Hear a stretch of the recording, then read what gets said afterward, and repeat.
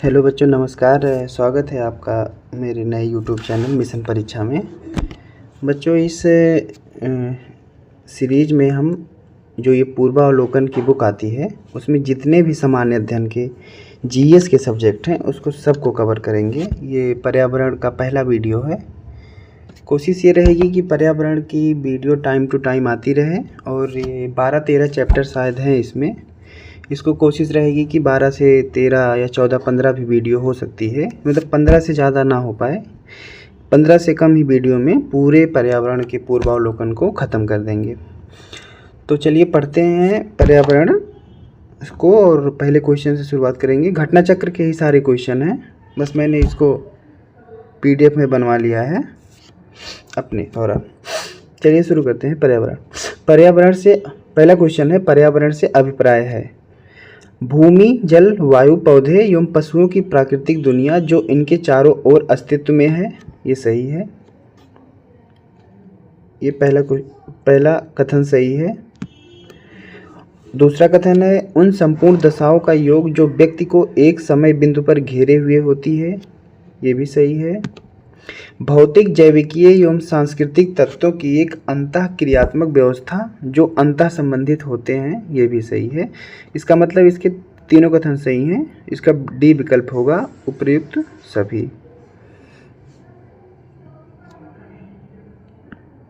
Explanation से समझ जाएंगे आप लोग कि ये क्वेश्चन में क्या था। पृथ्वी पर पाए जाने वाले भूमि, जल, वायु, पेड़ पौधे एवं जीव जंतुओं का समूह जो हमारे चारों ओर है सामूहिक रूप से पर्यावरण कहलाता है।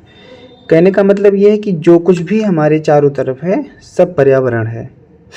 पर्यावरण की ये अजैविक और जैविक संगठक आपस में अंतःक्रिया भी करते हैं। पर्यावरण के ये जैविक और अजैविक अजैविक का मतलब होता है जिसमें जीवन नहीं है, जैसे पर्वत, पहाड़, पठार, नदी। और जैविक संगठक, जैविक का मतलब होता है कि जिसमें जीवन है, जैसे हम लोग, पेड़ पौधे, जंतु, ये सब। तो ये दोनों लोग आपस में अंतःक्रिया भी करते रहते हैं। उसके बाद यह संपूर्ण प्रक्रिया एक तंत्र के रूप में संचालित होती है, मतलब एक सिस्टम की तरह चलता है जिसे पारिस्थितिकी तंत्र के रूप में परिभाषित किया जाता है। पर्यावरण संरक्षण अधिनियम 1986 के अनुसार पर्यावरण किसी जीव के, ये 1986 अधिनियम आया था पर्यावरण का, उसके अनुसार इसकी परिभाषा बताई गई है कि पर्यावरण किसी जीव के चारों तरफ घिरे भौतिक एवं जैविक दशाओं और उनके साथ अंतःक्रिया को सम्मिलित करता है। ये इसकी परिभाषा है। कहने का मतलब ये है कि पर्यावरण में आपको बस इतना समझिए कि जैसे पर्यावरण है कि इसके हमारे चारों तरफ जो कुछ भी है सब पर्यावरण है। हम चारों तरफ से पर्यावरण से ही एक प्रकार से घिरे हुए हैं। जैसे मान लीजिए हम हैं और हमारा वायुमंडल, जलमंडल, स्थल मंडल, जैवमंडल सबको मिला के पर्यावरण का निर्माण होता है। ठीक। दूसरा क्वेश्चन है, पर्यावरण किससे बनता है? पर्यावरण किससे बनता है? जीवीय घटकों से, अजैव घटकों से, भू-आकृतिक घटकों से। तो मेरा अपना एक ट्रिक है जो कि हमारे चारों तरफ जो कुछ भी है वो सब पर्यावरण है। उसी एक ट्रिक को याद कर लीजिए, सारे क्वेश्चन हल हो जाएंगे। जैसे इसको इस तरीके से समझिए कि जीवीय घटकों में जिसमें जान होती है तो वो भी हमारे चारों तरफ हैं, जैसे पेड़ पौधे हो गए। और अजैव घटकों में जिसमें जान नहीं होती है, जैसे पर्वत, पहाड़, नदी हो गए, ये सब भी हमारे चारों तरफ पाए जाते हैं। और भू आकृतिक घटकों में जो भू आकृतियाँ हैं पृथ्वी पर, वो सब भी हमारे चारों तरफ पाए जाते हैं। तो कहने का मतलब ये है कि इसके तीनों विकल्प सही होंगे। इसका भी उपयुक्त सभी होगा कि पर्यावरण किससे बनता है? उपयुक्त सभी, जीवीय घटकों से, अजैव घटकों से, भू आकृतिक घटकों से। आगे बढ़ते हैं।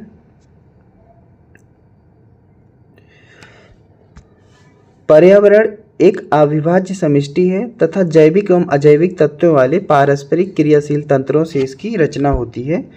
इसमें जैविक, अजैविक व भू आकृतिक घटक शामिल होते हैं, अतः विकल्प डी अभीष्ट उत्तर होगा। पर्यावरण एक अविभाज्य समष्टि है बता चुके हैं, तथा जैविक एवं अजैविक तत्वों वाले पारस्परिक क्रियाशील तंत्रों से इसकी रचना होती है। ठीक। तीसरा क्वेश्चन है, सामान्यतः पर्यावरण को निम्न प्रकार से वर्गीकृत किया जा सकता है, निम्नलिखित में से कौन सा इस वर्गीकरण का अंश नहीं है। पर्यावरण मतलब पर्यावरण की शाखाएं कौन कौन सी है, पर्यावरण किससे मिलके बनता है, ये क्वेश्चन ये पूछ रहा है। तो भौतिक पर्यावरण, जो इसका विकल्प बी है, भौतिक पर्यावरण, सांस्कृतिक पर्यावरण, जैविकीय पर्यावरण। भौतिक पर्यावरण में नदी, पर्वत, पहाड़, पठार ये सब आ जाएंगे। सांस्कृतिक पर्यावरण का मतलब होता है जो मानव द्वारा बनाया गया हो, जिसमें प्रकृति का कोई हाथ नहीं हो, मानव द्वारा, जैसे मानव के द्वारा धर्म, जाति, व्यवहार, मानव का व्यवहार, ये सब सांस्कृतिक पर्यावरण में आ जाएंगे। तो ये इन सब से भी एक तरीके से मानव चारों तरफ से घिरा हुआ है। जैविकीय में तो आप लोगों को बताया है कि जैविकीय में वो जिसमें जीव है वो सब आते हैं। तो इसमें परिचालन पर्यावरण, ये किसी प्रकार का पर्यावरण का अंश, किसी प्रकार के पर्यावरण के वर्गीकरण का अंश नहीं है। तो इसका पहला विकल्प होगा कि सामान्यतः पर्यावरण को निम्न प्रकार से वर्गीकृत किया जा सकता है, निम्नलिखित में से कौन सा एक इस वर्गीकरण का अंश नहीं है। तो इसका उत्तर होगा परिचालन पर्यावरण। ठीक, एक्सप्लेनेशन देख लेते हैं इसका। सामान्यतः पर्यावरण को भौतिक पर्यावरण, सांस्कृतिक पर्यावरण एवं जैविकीय पर्यावरण में वर्गीकृत किया जाता है। सामान्यतः 3 भागों में बांटा गया है पर्यावरण को, भौतिक, सांस्कृतिक और जैविक। भौतिक पर्यावरण के अंतर्गत भू आकृतियाँ, जलाशय, जलवायु, मृदा, चट्टानें, खनिज आती हैं। सांस्कृतिक पर्यावरण के अंतर्गत मानव निर्मित गतिविधियाँ यथा आर्थिक, सामाजिक तथा राजनैतिक स्थितियाँ शामिल, जो भी हमने बताया कि सांस्कृतिक में ये सब मानव निर्मित गतिविधियाँ आती हैं। जबकि जैविकीय पर्यावरण के अंतर्गत वनस्पतियाँ, जंतु तथा सूक्ष्मजीव, मतलब कहने का मतलब है कि जैविकीय में जिसमें जान होती है वही आते हैं। तो इसमें वनस्पति, जंतु हैं, हम लोग हैं, सूक्ष्मजीव हैं। ठीक, दूसरे क्वेश्चन की तरफ चलते हैं। नीचे 2 कथन दिए गए हैं, जिनमें एक को कथन ए तथा दूसरे को कारण कहा गया है। इसको कथन और कारण का सवाल है। सतत विकास मानव समाज के कल्याण हेतु महत्वपूर्ण है। ठीक, सतत विकास से अभिप्राय ऐसे विकास से है जो भावी पीढ़ियों की जरूरतें पूरी करने की योग्यता को प्रभावित किए बिना वर्तमान समय की आवश्यकता पूरी करे। सतत विकास का कहीं भी क्वेश्चन आए, सतत विकास इसका एक नाम और धारणीय विकास है, ये दोनों ही एक ही नाम है। तो सतत विकास का मतलब ये होता है कि वर्तमान में संसाधन का दोहन इस प्रकार से करिए कि भविष्य की पीढ़ियों के लिए कुछ बचाया जा सके। ठीक, मतलब सतत विकास में आपको भविष्य और वर्तमान दोनों साथ में लेके चलना पड़ेगा, तब ये सतत विकास वाला होगा। तो इसके ए तथा आर दोनों सही हैं, ए तथा आर दोनों सही हैं तथा ये इसकी व्याख्या भी करता है। एक्सप्लेनेशन में अभी इसको हम अच्छे से बता देंगे आप लोग को। World commission and environment and development द्वारा वर्ष 1987 में प्रकाशित रिपोर्ट आवर कॉमन फ्यूचर, जिसे ब्रेटलैंड रिपोर्ट के नाम से भी जाना जाता है। World commission environment and development WCDD एक संस्था है। 1987 में इसने एक रिपोर्ट प्रकाशित की थी, उसका नाम था आवर कॉमन फ्यूचर, जिसे ब्रेटलैंड रिपोर्ट के नाम से भी जाना जाता है। इसके अनुसार सतत विकास से अभिप्राय ऐसे विकास से है जो भावी पीढ़ियों की जरूरतें पूरे करने की योग्यता को प्रभावित किए बिना वर्तमान समय की आवश्यकता पूरी करे। वही हमने बताया कि भावी पीढ़ियों की जरूरतें पूरी करने की योग्यता को प्रभावित किए बिना, मतलब वर्तमान समय की आवश्यकता तो पूरी कर रहा है, लेकिन इस आवश्यकता पूरी करने के चक्कर में भावी पीढ़ियां असुरक्षित नहीं हो रही हैं, मतलब उनके लिए भी कुछ बचाया जा रहा है। इसका मतलब यही है।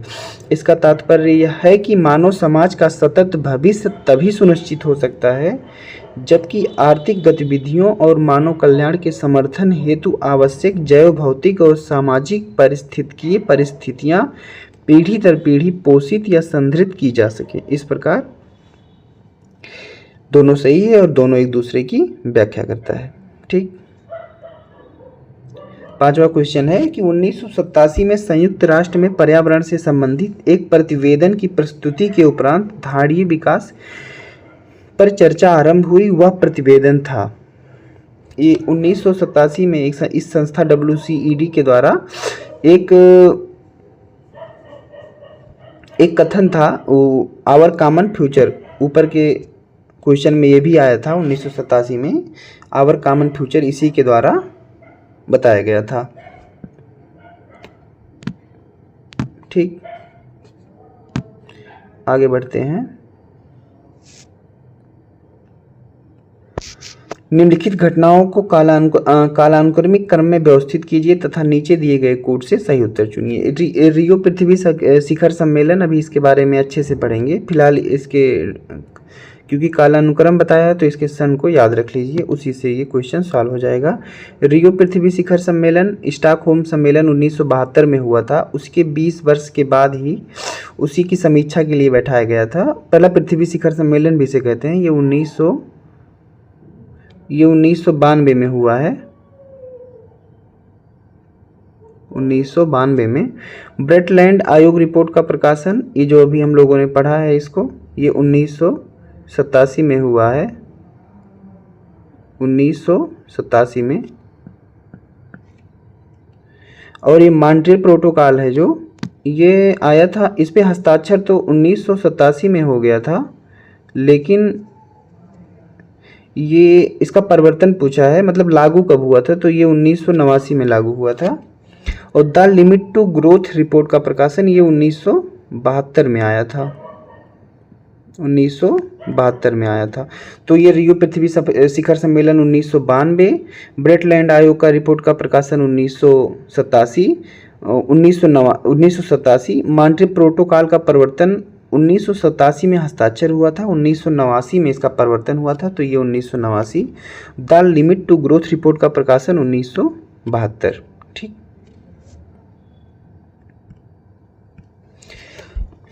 देख लेते हैं इसमें। The limit to growth report का प्रकाशन 1972, रियो पृथ्वी शिखर सम्मेलन 1992, ब्रेटलैंड आयोग रिपोर्ट का प्रकाशन अप्रैल 1987, मॉन्ट्रियल प्रोटोकॉल का परिवर्तन जनवरी 1989।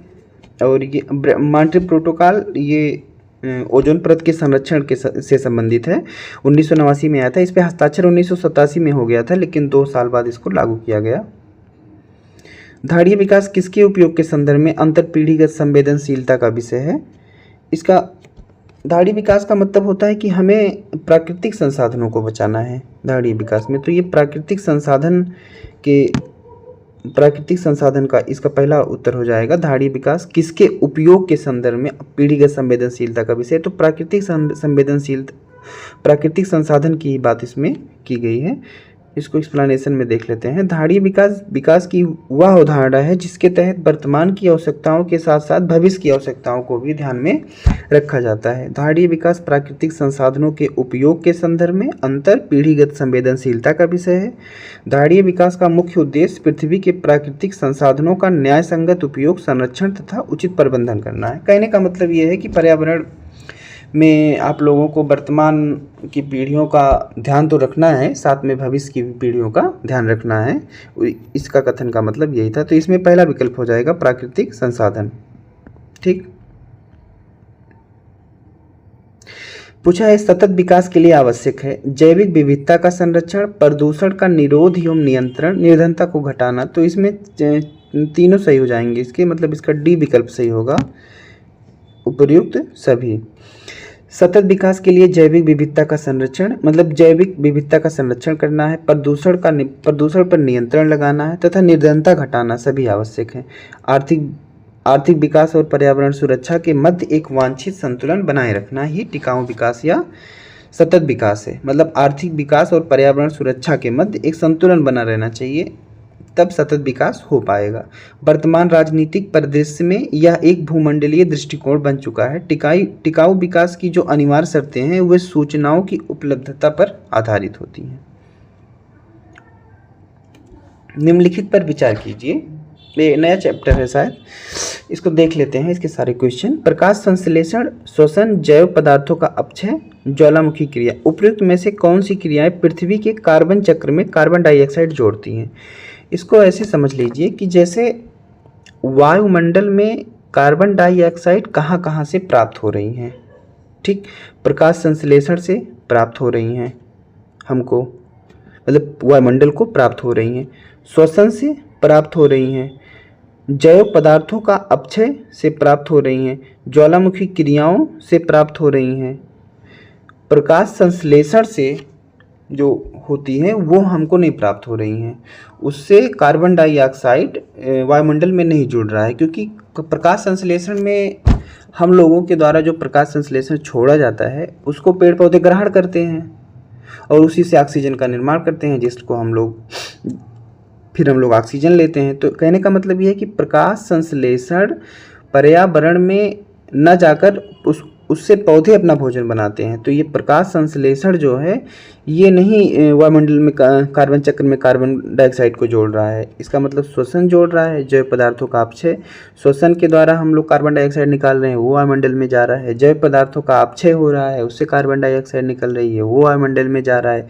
ज्वालामुखी क्रियाएँ हो रही हैं, ज्वालामुखी क्रियाओं से जो कार्बन डाइऑक्साइड निकल रहा है वो वायुमंडल में जा रहा है, लेकिन प्रकाश संश्लेषण से वो कार्बन डाइऑक्साइड लिया जा रहा है, इसको वायुमंडल में छोड़ा नहीं जा रहा है। तो इसका मतलब होगा इसका 2, 3, 4, इसका सी वाला विकल्प सही होगा। ठीक, एक्सप्लेनेशन देख लेते हैं। पृथ्वी के कार्बन चक्र में कार्बनिक पदार्थों के अपघटन, पहला है कि कार्बनिक पदार्थों के अपघटन जीवधारियों द्वारा श्वसन प्रक्रिया से, ज्वालामुखी प्रक्रियाओं से, जीवाश्म ईंधनों के दहन इत्यादि से कार्बन डाइऑक्साइड पहुंचती है। स्वपोषित पौधे, मतलब स्वपोषित इसलिए कहा जाता है क्योंकि ये अपना पोषण खुद करते हैं, मतलब अपने लिए खाना पेड़ पौधे स्वयं बनाते हैं। हम लोग स्वपोषी नहीं हैं, पेड़ पौधे ही स्वपोषी होते हैं। क्योंकि हम लोग अब खाने के लिए खुद के ऊपर नहीं निर्भर है, ये खाने के लिए खुद के ऊपर निर्भर है, तो इसलिए इन्हें स्वपोषित कहा जाता है। स्वपोषित पौधे प्रकाश संश्लेषण की क्रिया द्वारा कार्बोहाइड्रेट्स के निर्माण में वायुमंडल कार्बन डाइऑक्साइड ग्रहण करते हैं। ये मैंने बताया था कि कार्बन डाइऑक्साइड ये छोड़ते नहीं, ग्रहण करते हैं। तो इसलिए वायुमंडल में कार्बन डाइऑक्साइड इनके लिए, मतलब कार्बन डाइऑक्साइड से वायुमंडल में कार्बन डाइऑक्साइड की वृद्धि नहीं होती है, इसलिए ये वाला नहीं रहेगा। बाकी जो तीनों 2, 3, 4 थे वो सही रहेंगे। ठीक, अधोलिखित में कौन सा पृथ्वी के कार्बन चक्र में कार्बन डाइऑक्साइड की मात्रा को नहीं बढ़ाता है?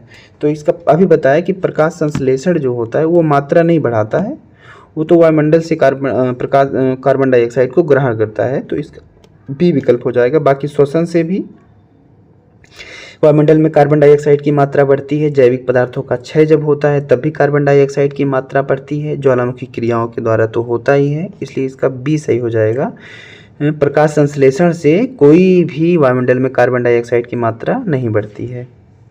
सौर विकिरण की सबसे महत्वपूर्ण भूमिका है। सौर विकिरण की सबसे महत्वपूर्ण भूमिका जल चक्र में होती है, क्योंकि जल चक्र को ही ये बहुत ज़्यादा प्रभावित करता है, इसका सी विकल्प हो जाएगा जल चक्र में, क्योंकि ये ही मतलब वाष्पीकरण की गति को कभी बढ़ा देता है, कभी घटा देता है, तो इसकी महत्वपूर्ण भूमिका जल चक्र में बहुत ज़्यादा हो जाती है।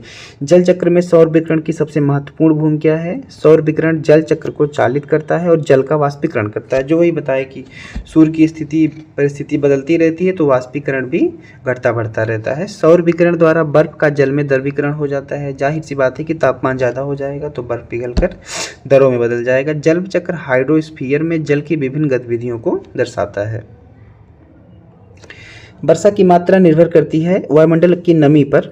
इसका वायुमंडल की नमी, अगर वायुमंडल में नमी बढ़ गई तो वर्षा से जितनी भी क्रिया प्रतिक्रिया होती है सबकी मात्रा बढ़ जाएगी। जैसे बूंदाबांदी बढ़ जाएगी, बर्फबारी बढ़ जाएगी, वर्षा होने लगेगी। वायुमंडल में नमी अगर बढ़ जाती है तो जितनी भी वर्षा की अलग अलग रूप हैं वो सभी बढ़ जाएंगे। ठीक, बी इसका उत्तर होगा वायुमंडल में नमी पर। वर्षा की मात्रा और वायुमंडल में नमी दोनों एक दूसरे के समानुपाती होते हैं। वायुमंडल में नमी वर्षा की मात्रा का निर्धारण करती है। सभी प्रकार की वर्षा की मात्रा यथा बूंदाबांदी वर्षा, बर्फबारी इत्यादि वायुमंडल में नमी की मात्रा में बढ़ोतरी से बढ़ जाती हैं। जो भी बता रहे हैं कि नमी की मात्रा अगर वायुमंडल में बढ़ जाएगी तो वर्षा की जितनी भी विधियां हैं वो सब बढ़ जाएंगी, जैसे बूंदाबांदी, वर्षा, बर्फबारी इत्यादि। ठीक, कई प्रतिरोपित पौधे इसलिए नहीं बढ़ते क्योंकि, प्रतिरोपित का मतलब होता है जैसे कहीं से पेड़ को उखाड़ के, हम छोटा पौधा है वहाँ से उखाड़ के हम कहीं और उसको बैठा रहे हैं, तो जैसे ये उसके मूल रोम होते हैं छोटे छोटे, छोटे छोटे उसके मूल रोम होते हैं। तो जब हम लोग उसको निकालते हैं तो उसके मूल रोम कहीं कभी कभी टूट जाते हैं। तो जब हम उसको बैठाते हैं, क्योंकि वो बहुत छोटे से पतले से होते हैं इसलिए हमको दिखाई नहीं पड़ते, लेकिन जब हम बैठाते हैं तो धीरे धीरे दिखता है कि उसके पत्तियां, मतलब उसके पौधे में वृद्धि नहीं हो रही है, पत्तियां धीरे धीरे सूख रही हैं। तो हमको लगता है कि पानी की कमी है, तो हम लोग पानी वगैरह भी डाल देते हैं, लेकिन तब भी वो सूख जाता है। तो उसका कारण ये है कि जो उसके प्रत्यारोपण के दौरान उसके मूल रोम नष्ट हो जाते हैं।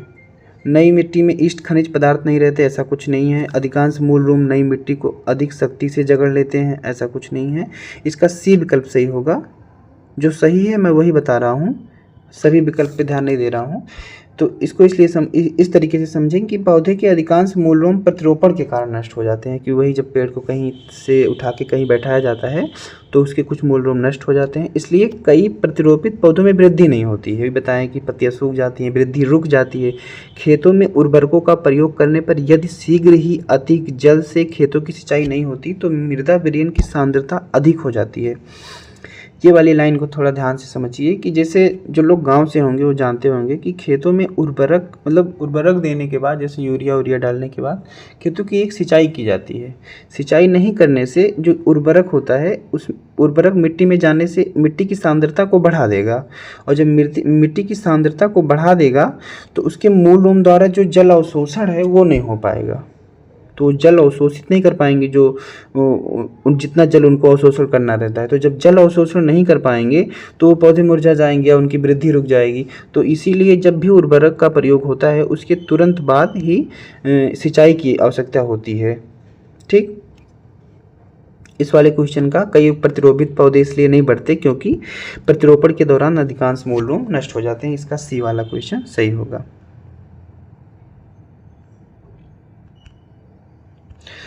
पृथ्वी के चारों ओर गैसों के समूह को क्या कहते हैं? पृथ्वी के चारों ओर के गैसों को समूह को वायुमंडल कहते हैं। वायुमंडल से हम लोग चारों तरफ घिरे रहते हैं। पृथ्वी के पारित विद्यमान गैसें के समूह को वायुमंडल कहते हैं। इसमें नाइट्रोजन, ऑक्सीजन, कार्बन डाइऑक्साइड तथा अन्य गैसें पाई जाती हैं। ठीक, वायु एक यौगिक है, तत्व है, मिश्रण है और विद्युत अपघट्य है। वायु एक मिश्रण है, वायु एक मिश्रण है। इसको इस तरीके से समझिए कि जैसे तीन चीज़ें होती हैं, चार चीज़ें समझा दे रहा हूँ आप लोगों को। एक होता है तत्व, ठीक, एक होता है तत्व, एक होता है यौगिक और एक होता है मिश्रण जो वायु है। एक मिश्रण,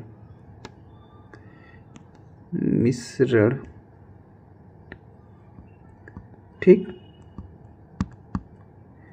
तो तत्व क्या होता है? तत्व का मतलब है जैसे क्लोरीन, ऑक्सीजन, हाइड्रोजन, ठीक। जैसे होता नहीं केमिस्ट्री में कि 117 तत्व हैं, 118 तत्व हैं, तो वो तत्व होते हैं। ऑक्सीजन, क्लोरीन, हाइड्रोजन, हीलियम, ये सब तत्व हैं। यौगिक क्या होता है?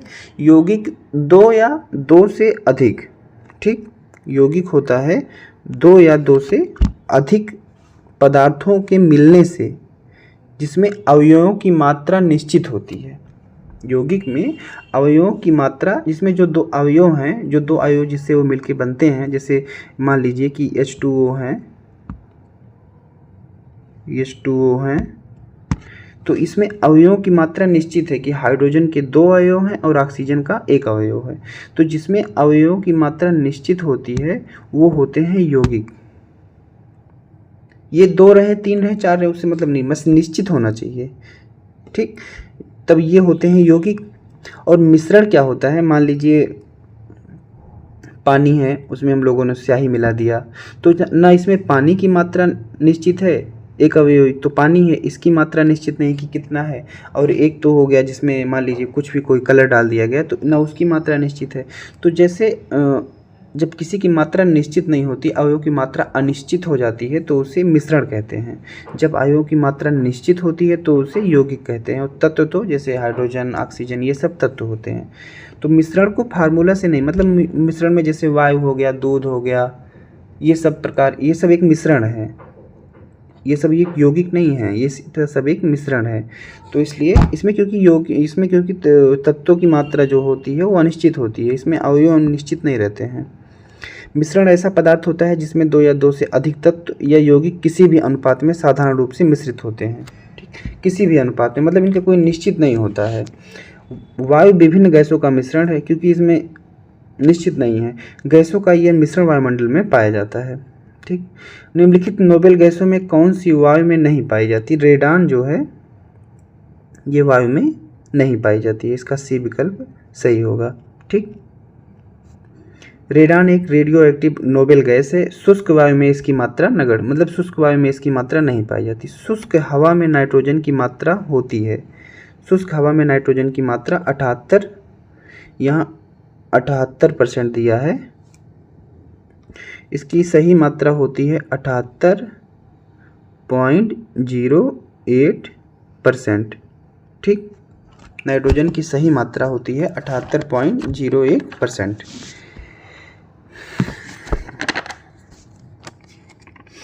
उसके बाद शुष्क हवा में नाइट्रोजन की, हाँ, वायुमंडल में nitrogen, oxygen, argon, carbon dioxide, neon, helium इत्यादि गैसें उपस्थित रहते हैं। शुष्क वायु में घनत्व के अनुसार सर्वाधिक मात्रा नाइट्रोजन की होती है, या 78.08% होता है, जो भी आपको बताया। वातावरण में सर्वाधिक प्रतिशत नाइट्रोजन का ही है, 78.08%। इसका भी सी विकल्प सही होगा, 78.08%।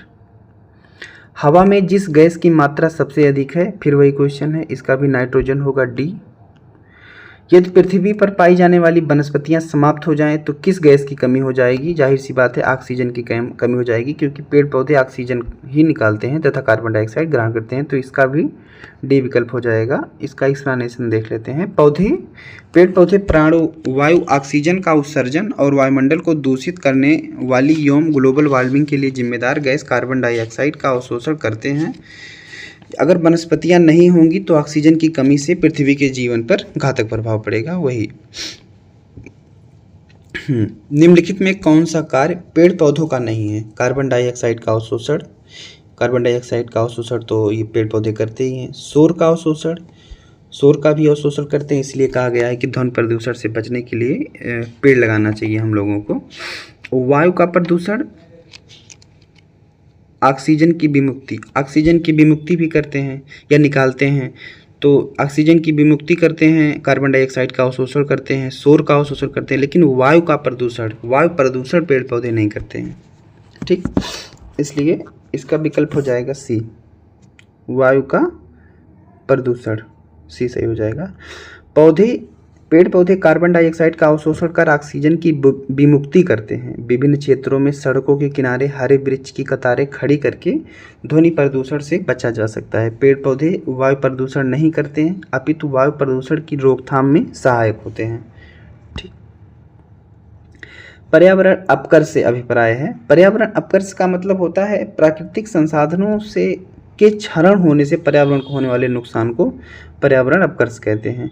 तो पर्यावरण गुणों का पूर्ण रूप से निम्नीकरण, मानवीय क्रियाकलापों से विपरीत परिवर्तन लाना, पारिस्थितिकीय विभिन्नताओं के परिणामस्वरूप पारिस्थितिकी असंतुलन। तो इसका तीनों विकल्प सही हो जाएगा, इसका डी सही होगा। ठीक, प्राकृतिक आवास का विनाश, जैव विविधता की हानि या प्राकृतिक संसाधनों के क्षरण होने से पर्यावरण को होने वाले नुकसान को, जैसे पर्यावरण आवास का विनाश हो जाए, जैव विविधता की हानि हो जाए, जीवों में आ जाए कोई समस्या आ जाए, कैसे देखा जाता है कि बहुत से जीव विलुप्त हो जाते हैं, तो उनसे भी पर्यावरण पे बहुत प्रभाव पड़ता है। या प्राकृतिक संसाधनों के क्षरण, प्राकृतिक संसाधनों जो हमने धारणीय विकास या सतत विकास में पढ़ा है कि प्राकृतिक संसाधनों का क्षरण तो करना है लेकिन आवश्यकता से ज़्यादा नहीं, तो इससे भी पर्यावरण को नुकसान हो जाता है। तो इसी को पर्यावरण अपकर्ष कहते हैं। अपक्षय का विचार होता है, जैसे अपरदन और अपक्षय ने पढ़ा कि अपरदन किसी के द्वारा होता है, अपक्षय खुद ही ये मतलब भौतिक क्रियाओं के द्वारा टूटकर वहीं पर अपना सूक्ष्म कणों में वहीं पर टूट के विभक्त हो जाती हैं, तो इसी को अपक्षय कहते हैं। तो जिससे अपक्षय का विचार संबंधित है। पृथक हुए पदार्थों का संग्रह, मौसम में दैनिक परिवर्तन, एक प्राकृतिक क्रिया जो चट्टानों को सूक्ष्म कणों में विभक्ति करती है। हाँ, इसका सी विकल्प सही होगा। कि एक प्राकृतिक क्रिया जो चट्टानों को सूक्ष्म कणों में विभक्त करती है। अपक्षय चट्टानों की टूट फूट की वह क्रिया है जिसके अंतर्गत चट्टानें विघटन तथा वियोजन द्वारा ढीली पड़कर, विघटन और वियोजन भौतिक क्रिया द्वारा ढीली पड़कर एवं विदीर्ण होकर अपने ही स्थान पर बिखर जाती है। जब अपने स्थान पर ही बिखर जाती हैं तो अपक्षय होता है, और जब दूर चली जाती हैं तो अपर्दन होता है। निम्नलिखित में से किस एक का संबंध पर्यावरण सुरक्षा से नहीं है? धाड़ीय विकास, गरीबी कम करना, वातानुकूलन, कागज के थैलों का। गरीबी कम करना ये पर्यावरण सुरक्षा से संबंधित नहीं है। ठीक। धाड़ीय विकास मतलब सतत विकास एवं कागज के थैले का प्रयोग पर्यावरण सुरक्षा के सकारात्मक पहलू से संबंधित है। वातानुकूलन का पर्यावरण सुरक्षा के नकारात्मक पहलू से संबंध है, जबकि गरीबी कम करने से पर्यावरण पर नकारात्मक एवं सकारात्मक दोनों प्रभाव पड़ते हैं। जैसे गरीबी कम करने से पर्यावरण पर नकारात्मक या सकारात्मक दोनों प्रभाव पड़ते हैं। जैसे बहुत गरीबी अगर आप कम करने लगेंगे तो जैसे मान लीजिए कोई उद्योग लगाना हो तो आप पेड़ पौधों को काटेंगे तो इससे पर्यावरण पर नकारात्मक प्रभाव पड़ रहा है। यही ये बता रहा है कि दूसरे दृष्टिकोण से देखा जाए तो गरीबी का पर्यावरण से अप्रत्यक्ष संबंध है, मतलब डायरेक्ट संबंध नहीं है लेकिन अप्रत्यक्ष संबंध है। जबकि धाड़ीय विकास, कागज के थैले का प्रयोग, वातानुकूलन का पर्यावरण से प्रत्यक्ष संबंध हो रहा है। कागज के थैले का प्रयोग कर रहे हैं तो आप उसको देख सकते हैं कि उससे कोई दिक्कत नहीं होती पर्यावरण को, तो इसलिए कहा जाता है कि कागज के थैले सब ये सब जरूरी हैं पर्यावरण के लिए। इन सबको प्रयोग में ज़्यादा लाया जाना चाहिए। 24 नंबर क्वेश्चन है, धाड़ीय विकास लक्ष्य पहली बार 1972 में एक वैश्विक विचार मंडल जिसे क्लब ऑफ रोम कहा जाता था प्रस्तावित किया गया। धाड़ीय विकास लक्ष्य 2030 तक प्राप्त किए जाने हैं। उपयुक्त कथनों में से कौन सा सही है? तो इसके दोनों सही हैं।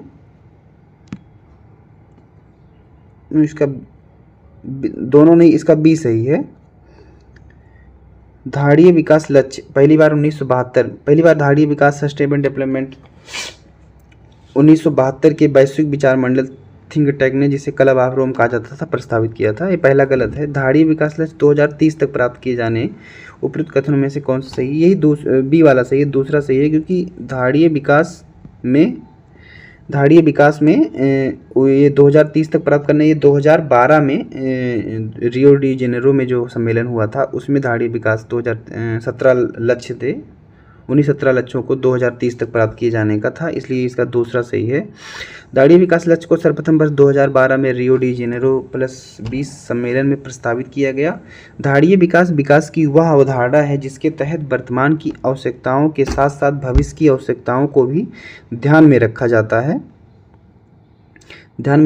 है। इसी तत्वावधान में धाड़ीय विकास लक्ष्य बनाए गए हैं जिन्हें वर्ष 2030 तक प्राप्त करने का लक्ष्य है। ये करंट का क्वेश्चन है तो इसको स्किप कर देते हैं। ये भी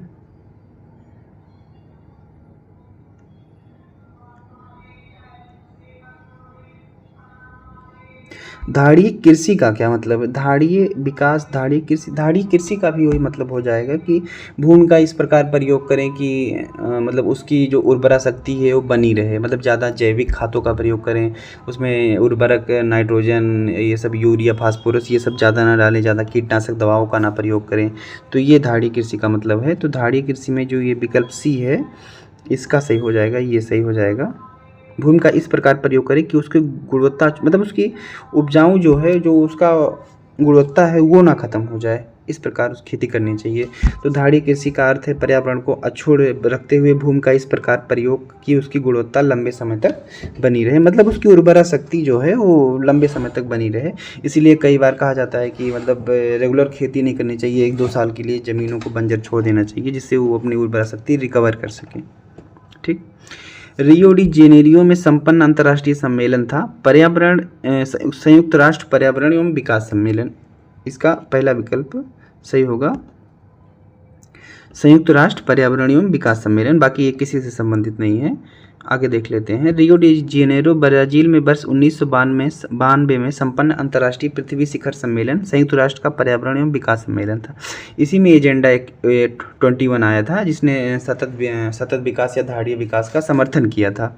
एजेंडा 21 अगर पूछा जाएगा कि एजेंडा 21 किस में आया था तो 1992 के अंतर्राष्ट्रीय पृथ्वी शिखर सम्मेलन में के रियो डी जेनेरो में जो हुआ था उसी में एक एजेंडा 21 को लागू किया गया था। भूमंडलीय पर्यावरण सुविधा के संदर्भ में निम्नलिखित में से कौन सा कथन सही है? यह जैव विविधता पर अभिसमय एवं जलवायु परिवर्तन पर संयुक्त राष्ट्र ढांचा अभिसमय के लिए वित्तीय क्रियाविधि के रूप में कार्य करता है। यह भूमंडलीय स्तर पर पर्यावरण के मुद्दों पर वैज्ञानिक अनुसंधान करता है। यह OECD के अधीन एक अभिकरण है जो अल्प विकसित देशों को उनके पर्यावरण की सुरक्षा के विशिष्ट उद्देश्यों से प्रौद्योगिकी और निधियों का अंतरण सुकर बनाता है। तो इसका भूमंडलीय पर्यावरण सुविधा के संदर्भ में इसका पहला विकल्प सही होगा। यह जैव विविधता पर अभिसमय एवं जलवायु परिवर्तन पर संयुक्त राष्ट्र ढांचा अभिसमय के लिए वित्तीय क्रियाविधि के रूप में काम करता है। इसका पहला सही हो जाएगा। एक्सप्लेनेशन देख लेते हैं। रियो अर्थ समिट 1992 के दौरान वैश्विक पर्यावरण सुविधा ग्लोबल इन्वायरमेंट फैकल्टी की स्थापना की गई थी। रियो अर्थ समिट 1992 के दौरान भूमंडलीय पर्यावरण सुविधा, जैव विविधता पर अभिसमय CWD, जलवायु परिवर्तन पर संयुक्त राष्ट्र ढांचा अभिसमय UNFCCC, मरुस्थलीकरण के विरुद्ध संयुक्त राष्ट्र अभिसमय UNSCCD इत्यादि के लिए वित्तीय क्रियाविधि के रूप में काम करता है। ठीक। समाचारों में कभी कभी देखने वाले एजेंडा 21 के संदर्भ में निम्नलिखित कथनों पर विचार कीजिए। यह धारणीय विकास के लिए एक वैश्विक कार्य योजना है। 2002 में जोहान्सबर्ग में 2002 नहीं होगा इसका, 1992 में एजेंडा 21 आया था, तो इसलिए सिर्फ इसका पहला कथन सही हो जाएगा, पहला कथन। ठीक। ये धाड़ी विकास के लिए एक वैश्विक, धाड़ी विकास को जो 1987 में एक बटलैंड संस्था थी उसमें धाड़ी विकास की बात जब की गई तो इस 1992 में जब पृथ्वी शिखर सम्मेलन हुआ तो उसमें धाड़ी विकास को एजेंडा 21 के तहत इन्होंने समर्थन दिया था। तो वही है ये एजेंडा 21 धाड़ी विकास के लिए एक वैश्विक कार्य योजना है। ब्राजील की राजधानी रियो डी जेनेरो में वर्ष 1992 में पर्यावरण और विकास सम्मेलन आयोजित किया गया।